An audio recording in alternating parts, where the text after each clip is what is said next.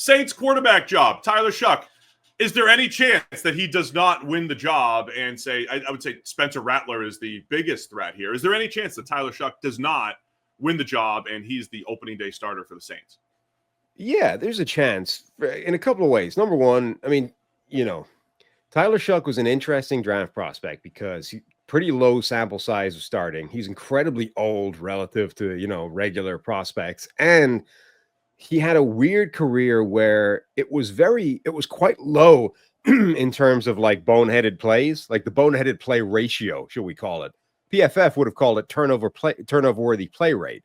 But if we're outside of the PFF ecosystem, if you rename that to like boneheaded play rate, his boneheaded play rate was pretty low, but the intensity of the boneheaded plays were spectacular. Like, he has 5-6 of the worst plays you're ever going to see a quarterback make, but only 5 or 6, right? It's weird. You don't tend, like, generally speaking, quarterbacks that are capable of making the level of boneheaded play that Tyler Shough is capable of making, make a lot of them. It's quite unusual to find a quarterback that rarely makes a really boneheaded play, but when they do, they're like supernova level boneheaded play. So he's an unusual prospect in that way. The point is, if he makes a few of those in a row in training camp, that's the kind of thing that would terrify a head coach or any kind of coach. The other thing I think that would work against him is Spencer Rattler.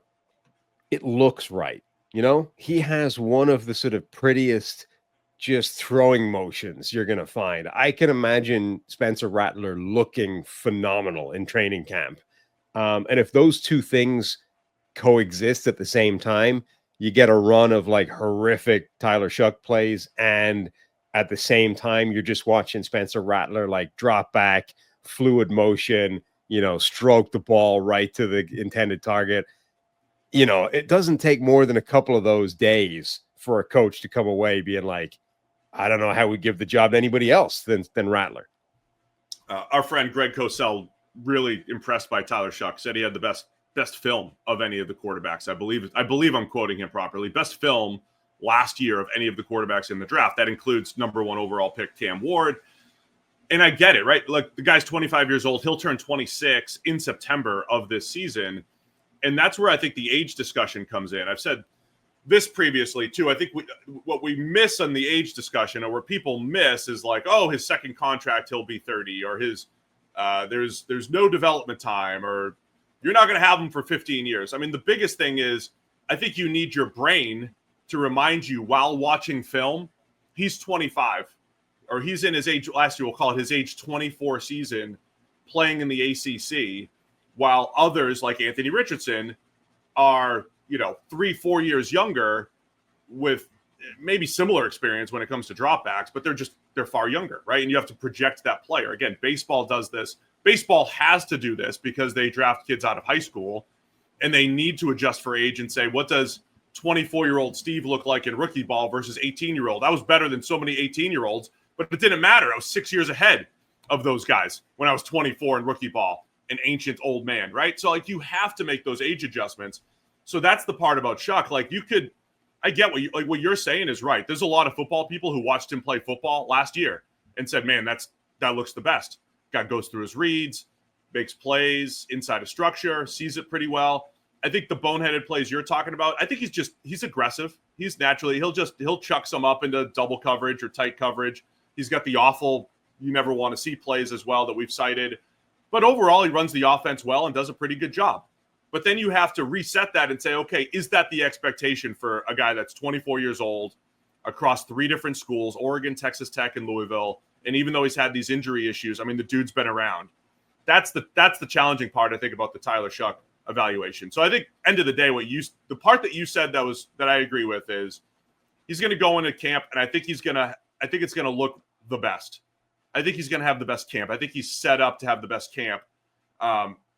And the other part of it is we're a year removed from Spencer Rattler having his own level of hype coming out. Right. Remember, he goes 6 quarterbacks go in the top 12. And then we're like, okay, Rattler's the consensus number 7 quarterback in this class. When does he go? Well, you ran out of QB needy teams, and he goes in round 5. So that's like, all right, that's a great 5th round pick for the Saints. Take a shot on Spencer Rattler in the 5th. But you did get to see him as a rookie. You did get to see like the sack rate and various things that showed up at Oklahoma and South Carolina, showed up as a rookie with the Saints. He had a few moments, but they just looked overwhelmed as a team with him as the quarterback. So that puts a little sour taste in your mouth, and you lose some of the luster from the previous year. And at the end of the day, he's a 5th round pick versus a 2nd round pick. The one other avenue I want to just go down here is I think the Saints want to find out what they have in Tyler Shough as soon as possible.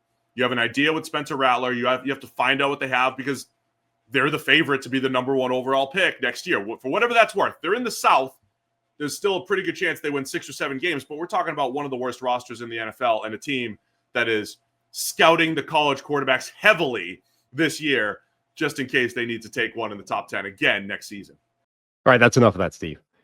Over 50% of the people listening to this are not subscribed right now. So click that button, and then we can get back to whatever it is Steve's telling you about.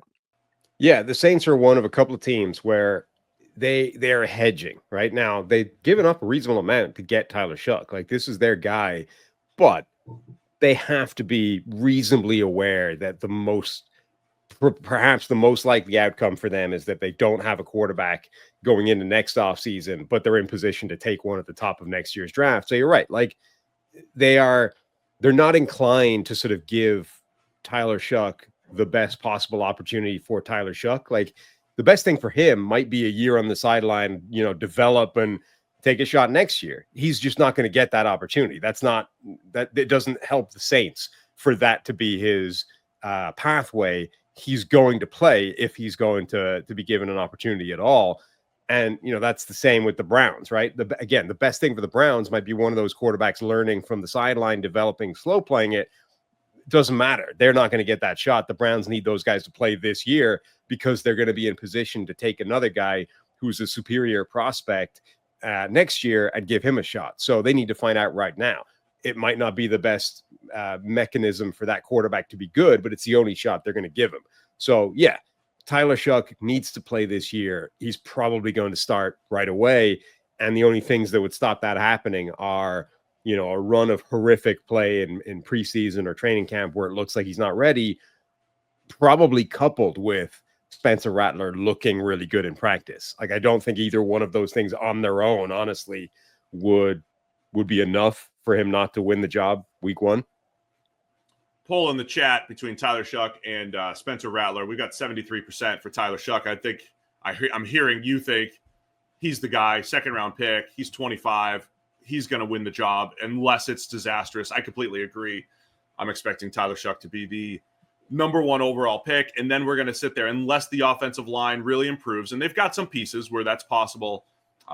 Or a couple playmakers emerge. Chris Olave stays healthy. I think it might be difficult to get the full evaluation on him year 1. We might be talking about him under constant pressure, maybe not having the best situation, but we'll see what happens. I got Tyler Shough winning this job, though.